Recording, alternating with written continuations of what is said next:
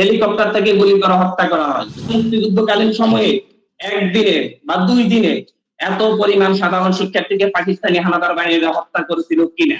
মানুষকে জিম্মি রেখে তারা সত্য লুকানোর জন্য চেষ্টা করতেছে। বাংলাদেশের ছাত্ররা, বৈষম্যবিরোধী ছাত্র আন্দোলনের সমন্বয়ক সহ সমন্বয়করা আমরা অনেকদিন যাবৎ নিজেদের মধ্যে ডিসকানেক্টেড ছিলাম। আপনারা ব্যাকগ্রাউন্ড সম্পর্কে জেনেছেন কিভাবে আমাদেরকে একটা ভয়ঙ্কর পরিস্থিতির দিকে ঠেলে দেওয়া হয়েছে।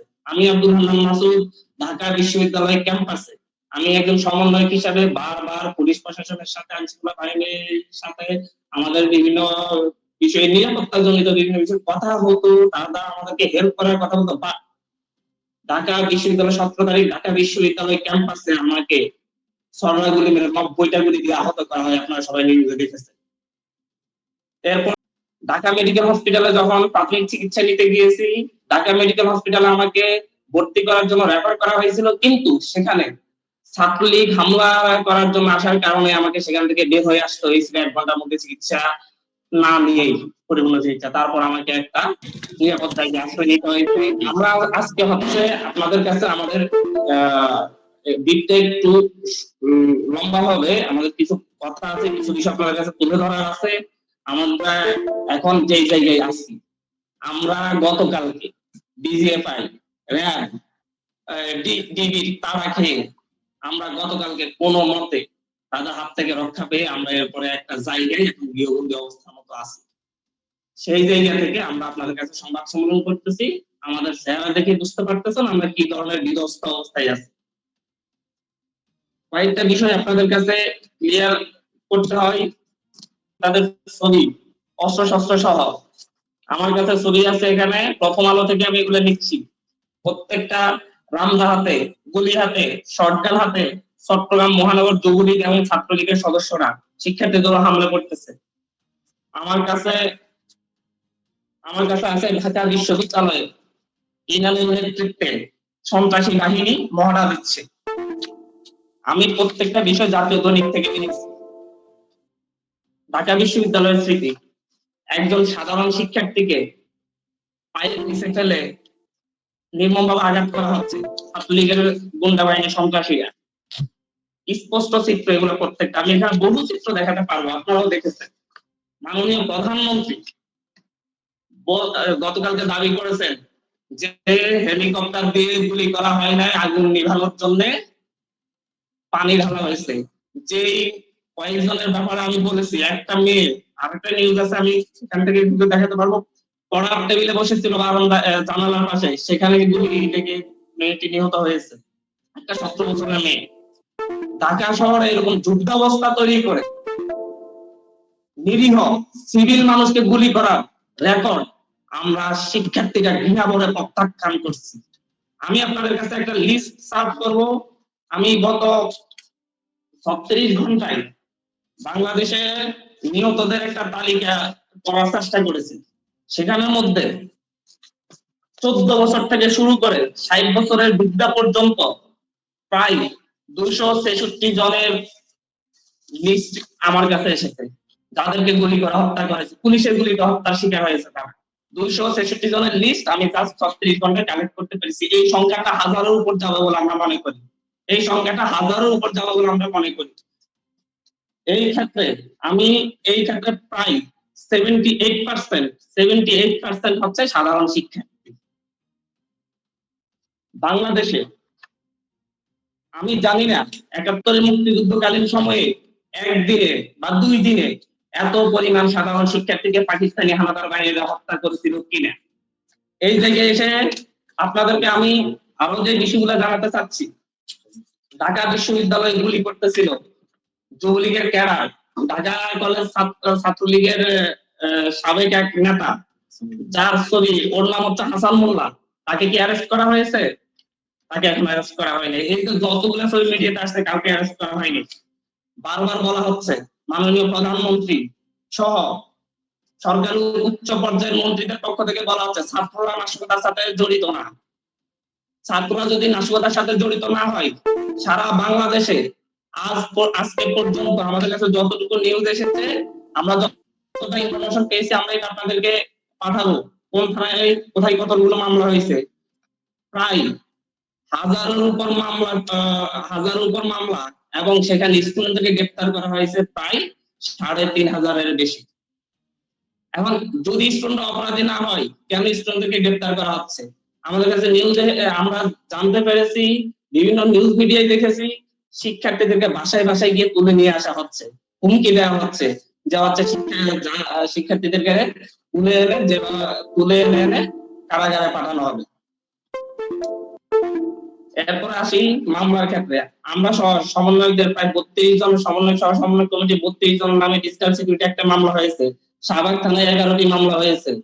শাহবাগ থানায় 11টি মামলা হয়েছে ঢাকা বিশ্ববিদ্যালয়ের সাধারণ শিক্ষার্থীদের নামে, যেখানে সবাই অজ্ঞাতনামা আসামি। একটা ভয়ঙ্কর পরিবেশ তৈরি করে মানুষকে আতঙ্কে রেখে মানুষকে জিম্মি রেখে তারা সত্য লুকানোর জন্য চেষ্টা করতেছে, বাট সত্য কখনো লুকানো থাকবে না। বৈষম্য বিরোধী ছাত্র আন্দোলনের পক্ষ থেকে এখানে আপনাদের কাছে ক্লিয়ার করতে চাচ্ছি এবং সারা বিশ্বের কাছে আহ্বান জানাচ্ছি।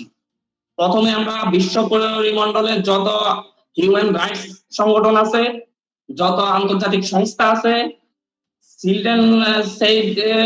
চিলড্রেনদের সেভের জন্য যত আন্তর্জাতিক সংস্থা আছে এবং আন্তর্জাতিক প্রভাবশালী যত রাষ্ট্র আছে, তাদেরকে আহ্বান করব, আমাদের বাংলাদেশের শিক্ষার্থীরা ভালো নেই। 1000 জন জীবন দিয়েছে, আর লাখ লাখ স্টুডেন্ট এখন বাসা ছাড়া, ঘর ছাড়া, বাবা মা থেকে দূরে পালিয়ে বেড়াতে হচ্ছে।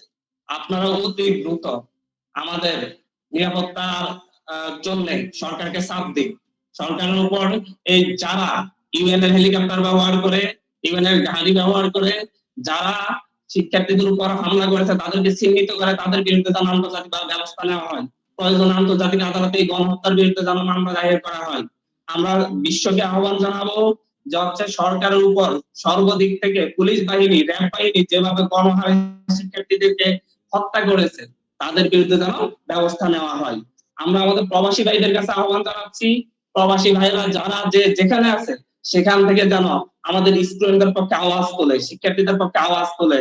বাংলাদেশের যে একটা গণহত্যা চলতেছে, বাংলাদেশের যে একটা ক্র্যাকডাউন চলতেছে, বাংলাদেশের মানুষদেরকে যেভাবে অনলাইন থেকে বিচ্ছিন্ন করে গণহত্যা চালানো হয়েছে, এর বিরুদ্ধে যেন বিশ্ব পরিমণ্ডল তুলে ধরে এবং স্ব জায়গা থেকে প্রতিবাদ জানাই। আমরা সরকারকে বলবো, গভর্নমেন্টের কাছে বলবো, আপনারা যেটা করতেছেন বাংলাদেশের শিক্ষার্থীদেরকে পাকিস্তানি হানাদাররা যেভাবে মুক্তি বাহিনী খুঁজতো, আজকে পুলিশ বাহিনী, র্যাব বাহিনী, বিজিবি, বাংলাদেশ পুলিশ বাহিনী, র্যাব বাহিনী, বিজিবি তারা খুঁজতেছে হচ্ছে পাশাপাশি গিয়ে ছাত্র খুঁজতেছে। এটা বন্ধ করুন, এটা আপনারা বন্ধ করুন। তাদের ওখানে ডকুমেন্টেশন গুলো আসিতে প্রত্যেকটা রাষ্ট্রের কাছে পৌঁছে দেওয়ার ব্যবস্থা করবেন সেখানে। এরপরে আমরা পরশুদিন থেকে মাঠের কর্মসূচি নিয়ে রাজপথে ফিরে আসব। আমরা পরশুদিন যদি সম্ভব হয় আমরা বিশ্ববিজ্ঞানের কাছে, বিশ্বের রাষ্ট্রসমূহের কাছে আমরা ব্রিফ করব এবং ডকুমেন্ট গুলো তুলে ধরবো, এই সরকারের গণহত্যার ডকুমেন্ট গুলো তুলে ধরবো। এই ছিল আমাদের আজকের কর্মসূচি। আমি আরেকবার আপনাদেরকে পরিপত্র খেলা বন্ধ করার জন্য সাংবাদিকদের মাধ্যমে সরকারকে আহ্বান করার জন্য। পাশাপাশি আমাদের যত ভাইদেরকে গুম করা হয়েছে, যত ভাইদেরকে অ্যারেস্ট করা হয়েছে এবং যত মিথ্যা মামলা দেওয়া হয়েছে, সকল অ্যারেস্ট হওয়া ভাইদেরকে, গুম হওয়া ভাইদেরকে আগামী 24 ঘন্টার মধ্যে মুক্তি দিতে হবে। আগামী 24 ঘন্টার মধ্যে মুক্তি দিতে হবে এবং যত স্টুডেন্টদের বিরুদ্ধে অজ্ঞাতনামা যত মিথ্যা মামলা আছে, তত মিথ্যা এবং নাম দিয়ে যত মিথ্যা মামলা আছে, সকল মিথ্যা মামলা প্রত্যাহার করতে হবে। মন্ত্রী থেকে শুরু করে পুলিশ কনস্টেবল পর্যন্ত যতজন এই গণহত্যার সাথে জড়িত, প্রত্যেককে অব্যাহতি দিয়ে আইনের আওতায় আনতে হবে।